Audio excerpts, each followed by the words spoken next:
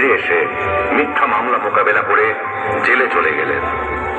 তবু আধিপত্যবাদী রাজনীতির সাথে আপোষ করলেন না, হয়ে উঠলেন ফ্যাসিস্ট শাসন বিরোধী লড়াইয়ের অনন্ত প্রেরণা।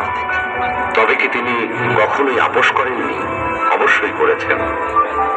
দেশের বৃহত্তর স্বার্থে অনেক গুরুত্বপূর্ণ মুহূর্তে উনি এমন সব বিষয়ে আপোষ করেছেন যেটা না করলে কেবল গণতন্ত্র নয়, বাংলাদেশের স্বাধীনতা সার্বভৌমত্বই বিপন্ন হয়ে পড়ত।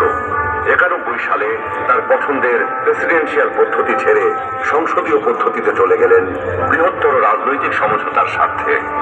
বিরোধী দলের দাবির প্রতি শ্রদ্ধা জানাতে 96 সালে নির্বাচন করে অল্প কয়েকদিনের জন্য সংসদ অধিবেশনে বসেন।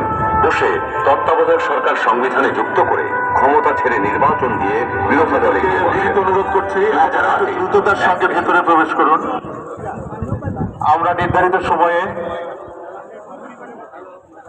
আমরা আমাদের আজকের যে জানাজা আছে সেটা শুরু করব।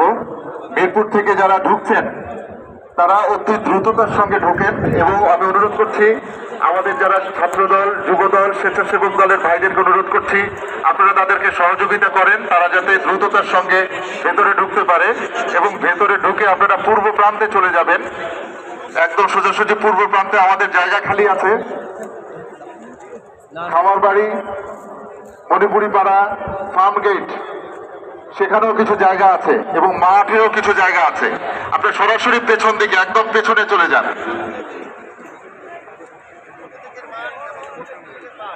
এখানে দ্রুততার সঙ্গে পেছনে গেলেই জায়গা হয়ে যাবে সবার। আমাদের বিস্তীর্ণ এলাকা আছে, সেখানে প্রচুর লোকের সমাগম করা যাবে। আমরা যদি একটু সুশৃঙ্খল ভাবে দাঁড়াই তাহলে আমরা সবাই খুব সুন্দর করে আমাদের কাজটুকু করতে পারবো।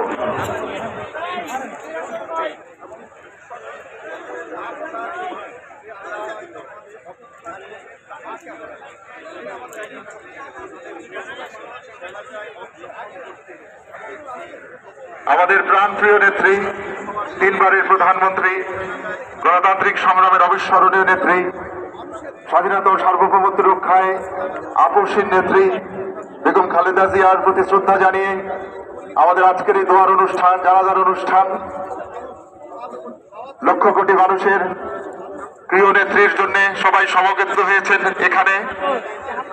আপনাদের সহযোগিতা একান্তভাবে কামনা পাচ্ছি এবং অনুরোধ করছি যারা মিরপুর রোড থেকে ঢুকছেন তারা সরাসরি পেছনের